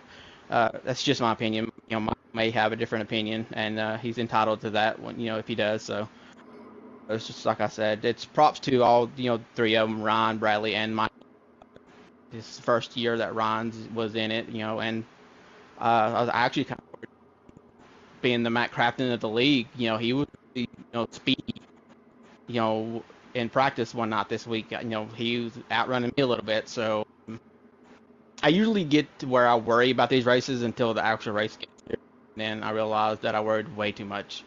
But it's just the product of everybody catching up to you on speed, and the ones that ain't caught up on speed have caught up on strategy. So it's hopefully we'll be able to do this again next year. Probably won't have the wins I have had this year. I've gotten quite lucky this year, I think, with a few of those. So we'll see. Hopefully we'll have another season next year if 704 is willing, or God willing, or whoever the hell owns it now. So, like I said, props to everybody that was in the first spot this year. I think we all each other with some clean and some respect and hard. Bradley kind of raced me harder than what I'm used to. Kind of shocked me. So that's something you have to do when you're in the battle for a championship. Now, I do want to ask one more thing before you get out of here. And I know that you said early this week that this championship win won't really define your legacy as the GOAT of the CFRL, but you gotta admit, being a 4-time Cup Series champion does have a very nice ring to it, especially because, well, that's your number. Oh yeah, yes it does, and I don't know, maybe it's just time to hang it up. Maybe it's time to retire. We may not have a server next year. I may just not come back. You never can say. If the server don't come back and we don't have a new game till fall next year, around this time next year, or, August or September, that's almost a whole year. That's lost interest. I may not come back. So it's good if I don't come back, it's good to go out on top. Yeah, well, being on top is a good place to be. But yes, I'm definitely gonna let you get out of here. Congratulations on your 4th Cup Series championship. Now, get on out of here and celebrate it. Thanks for doing all the broadcasting that you've been able to do this year, and it sucks that we haven't had you to help here at the end. So Yeah, but that's totally fine with me. But hey, you deserve this one. Thanks.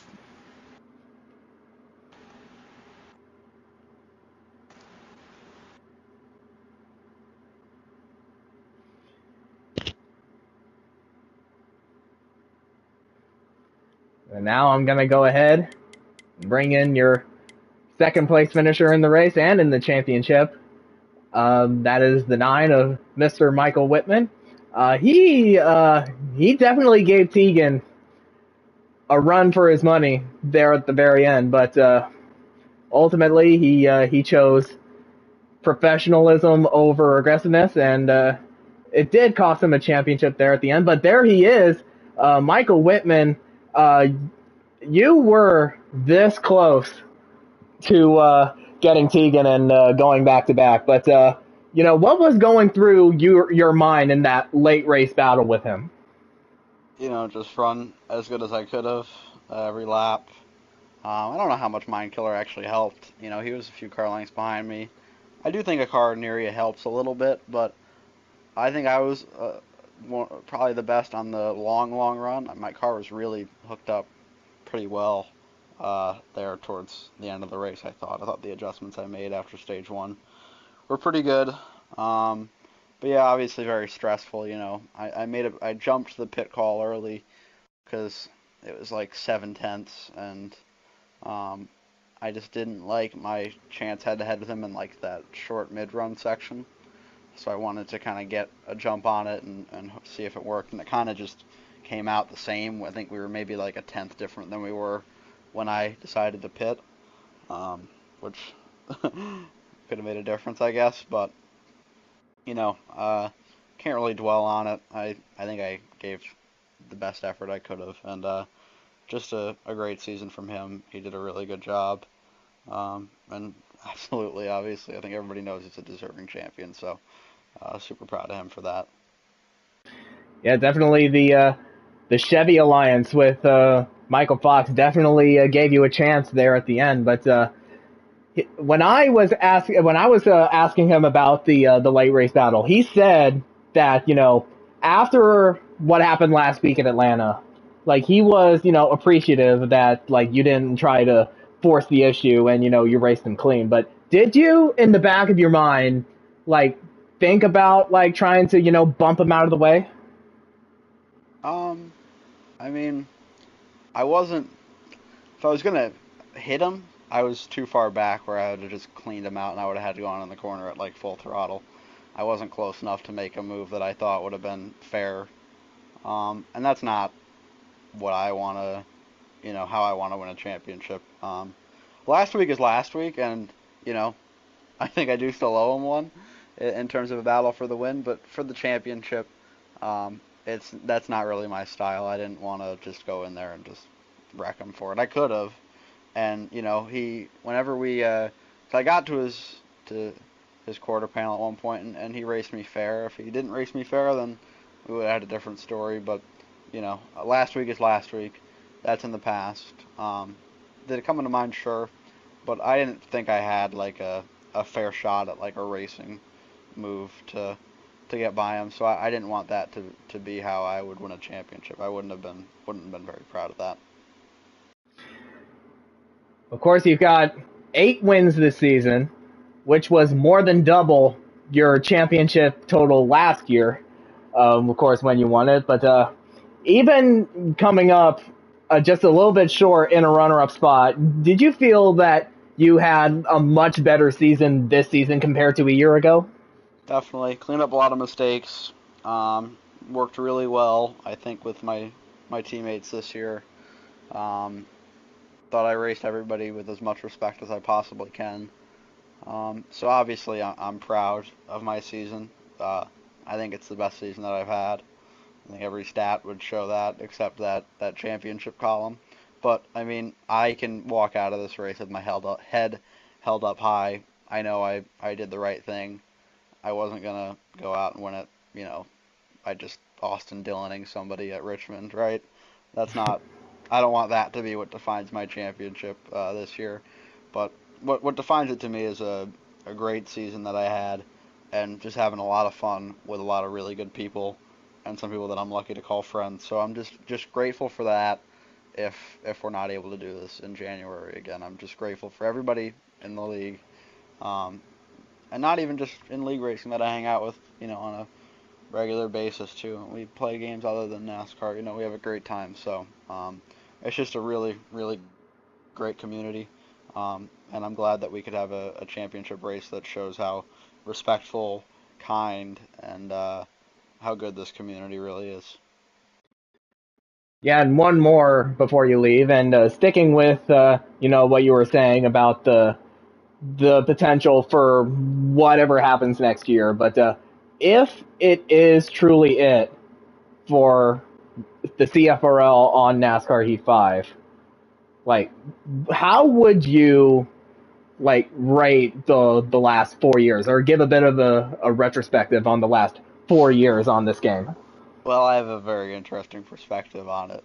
There was a totally different president when this game came out, and I didn't really get along with him very well at times. So it's a wild journey, but I really have enjoyed this game, and especially Tegan has motivated me. 'Cause I think every year of this game I've gotten better. I think I've taken a leap every season. I don't know what I can do next year. I feel like I've kind of plateaued. I feel like I don't know how much better I can do than I did this year. I think that's about perfect execution for me all season this year. But I'm just grateful for all the people you meet along the way, and I'm really proud of the work that I put in and the gains that I made. 2020 I was not that super competitive. I left and then I came back in 2021 and won that Xfinity Championship. And running some races in my league that I started for a little while, I noticed that I was getting a little closer to guys like Tegan and Bradley and Wessel at the time, who was really strong. So just seeing that progression then into 2022, making the Final Four, getting that win, that was only my second Cup win when I won at Iowa that year. So that was a big deal for me. That was only 2 years ago. It feels like much longer, and it's kind of interesting when you put that into perspective. That was only my second one, and to make that, only by 1 point, I had a really good battle for that last spot during that year. Last year, obviously, I feel like I made gains. Just mistakes kind of were the story for me last year, and then you had the championship, which wasn't how I wanted to do it. And then this year, I'm just super proud of this season. I executed as well as I could have, and picking up 8 wins is a pretty big feat that not many people have done. So I'm gonna walk out of here with my head held up high. Obviously, I'd love to be back in January doing this with all y'all, but if not, I'm proud of what happened this year, and I'm proud of this league as a whole. Yeah, we've definitely come a long way since 2020. But yeah, congratulations on your runner-up finish in the championship, and now go get some rest because you definitely deserve it. I appreciate it, Kylo. Before I get out of here, just want to give you your flowers. 36 races of the year, you've been at 35 of them. That's just unbelievable. No broadcaster has been as committed as you, not only in just the role of broadcasting, but racing in the midweek series within the community and Discord. I just want to give big props to you for everything you've done this year, and thank you for making this league experience just so much better for everybody else. It's really appreciated from my end. Well, I greatly appreciate that, and just so you know, it was actually 34 races because I skipped out on the Auto Club race in one of the doubleheaders. Oh, that's fine. Who cares? Tegan won that one too. We can forget about that one. Yeah, thanks for that. I greatly appreciate that, and it was quite fun bringing all of these races to all of y'all. But it was the best season we had, and I'm glad that some people could watch along with us. So I'm gonna get out of here. I'll let you interview the other guys. I took way too long. Thank you, Kylo. I appreciate it. Have a good night, guys. Yeah, same to you, Mike. So now we will bring in a third place finisher in the championship, and that is Bradley Domer Jr. He had another very strong showing tonight, and he tried to make a very gutsy pit call, taking no tires at the end. I thought he took 2 tires and fuel, if I'm being honest, but no, he took no tires and just fuel only. But I will, of course, give him credit for where credit is due.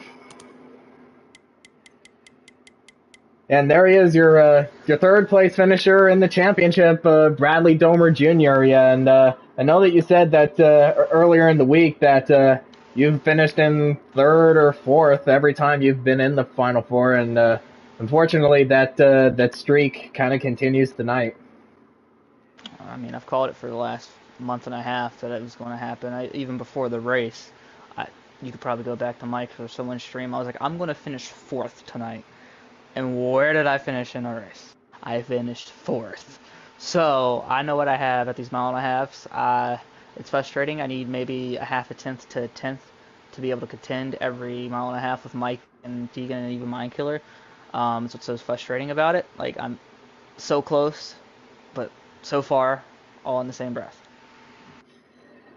Yeah, and early in the race tonight, you definitely had a very strong car as you led a good majority of that. Did you feel like you had the speed to keep, Tegan and Mike at bay? I felt like I had the speed, just that first pit stop in the final stage when I came off. I had a solid gap, but it was just the car was too tight. I made 0 adjustments to it, and it was just way, way too tight. I was turning good all night, and then just after that stop, it quit turning, which allowed Mike and Tegan to both blow right back by me. And then I just stayed out longer, hoping for possibly a yellow or something. Now it would have screwed 2 of the 4 over. One of them would have been lucky to get the lucky dog at that time, would have been Tegan. But that would have been my only shot at winning it after being extremely tight that whole final run.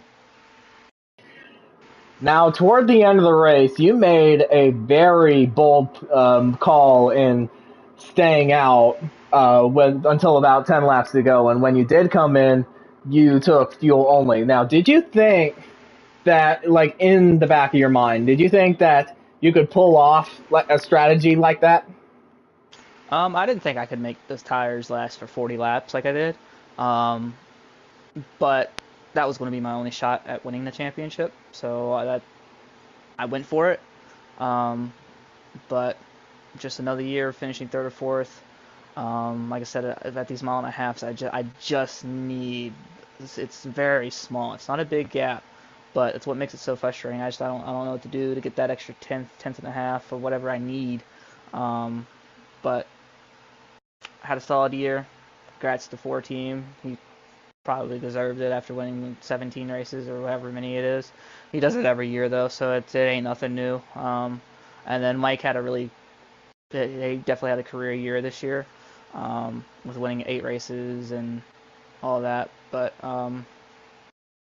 maybe one day I can get that championship and add that to my resume. But it is what it is. Hopefully we can definitely see you hoist a championship trophy sometime in the near future. But a very good job on your third place finish tonight. Now I'll let you get out of here and get some rest because you and pretty much every driver in the league definitely needs it. Yeah, it's been a long season.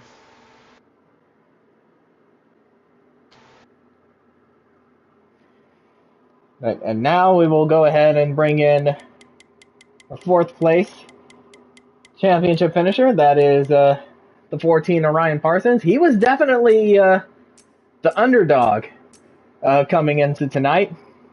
And even though he finished last of the Final Four, him making it to the Final Four was a huge achievement for him.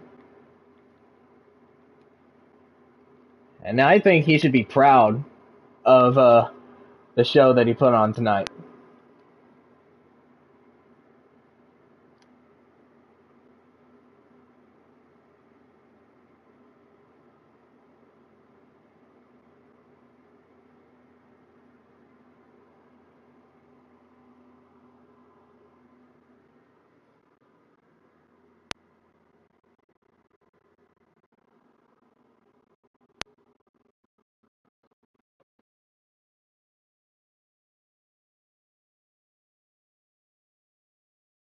Might as well go ahead and wait for him for a little bit. I would say probably until about, I would say 9:52, 9:53 Eastern time.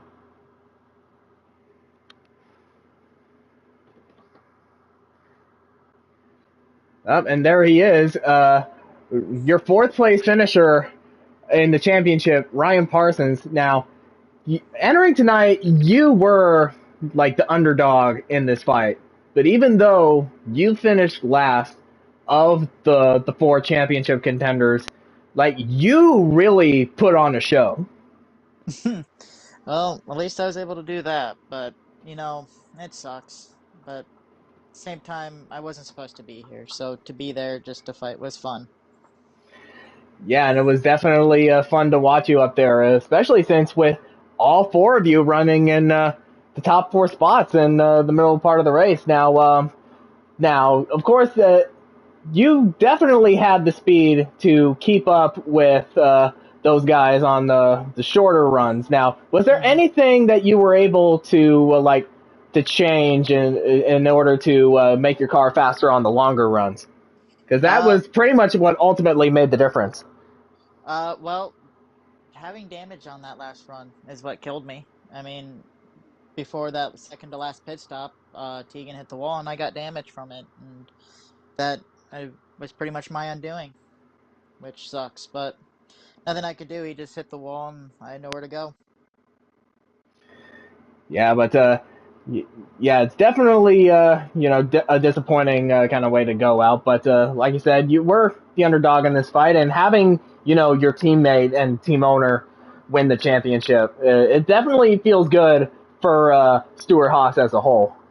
Yeah, it does, and I'm happy for him to win his championship. So, congrats to Tegan, and it was fun being in the Final Four. It was really, really fun. Now, of course, if we do run on here next year, will this be motivation for you, like, to come out swinging harder than ever before? Absolutely, because now I know I can make it, and I know that I can actually run with the big three in the biggest race. So I'm going to come out swinging next year. Well, we can't wait to see you do that. But a very good job on your fourth place finish in the championship standings. But yeah, go ahead, get yourself some rest, because yeah, I think we all needed that after a very long but very entertaining season that we just had. Absolutely. Thank you, guys.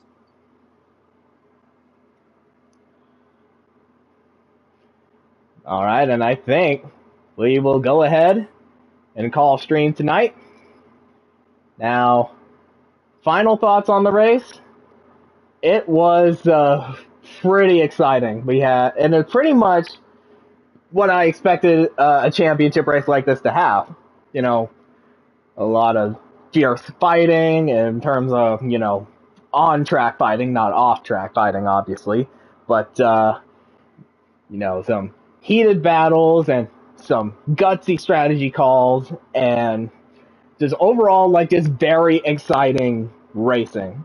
And in the end, only one driver can get out of here saying that I won the CFRL Cup Series Championship for 2024. And this year, it was Tegan Jones taking home his fourth Cup Series Championship, which is a massive, massive accomplishment for him. But I just want to say congratulations to everyone who raced in the CFRL this season, not just Cup, but midweek guys as well. So, yeah, congrats to Tegan Jones, congrats to Cameron Morris, congrats to Michael Whitman, Bradley Domer Jr., Ryan Parsons, and Michael Fox, and everybody who competed in the CFRL this season. And I just want to say that even though the midweek series didn't really end the way that I wanted to end, personally, yeah, I couldn't have asked for a better finale from the Cup side. And, bringing you these races this season was so much fun, and I had like a great time covering most of these races for y'all, because there were a couple that I missed and one that got knocked out by a power outage. But overall, I had a blast bringing you this coverage this season, and hopefully we'll get to do this again next year. Maybe with a few more cup races on my end, so a bit of POV from from those races, but only time will tell when we get there, or if we get there, considering that we may or may not be on NASCAR Heat 5 next year, or the servers might not be up next year, but if they are, like, I can't wait to see what happens next for the CFRL. But thank you guys so much for tuning in to all or some of these races this season. I hope you guys had fun watching these races as I had fun covering them, and as much as these guys have had fun racing in them. So don't forget to like the stream, subscribe to the channel, and hopefully,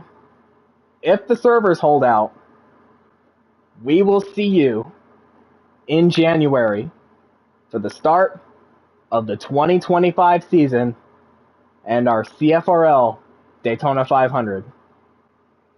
Until then, enjoy your fall and your winter, and have a good night, everyone.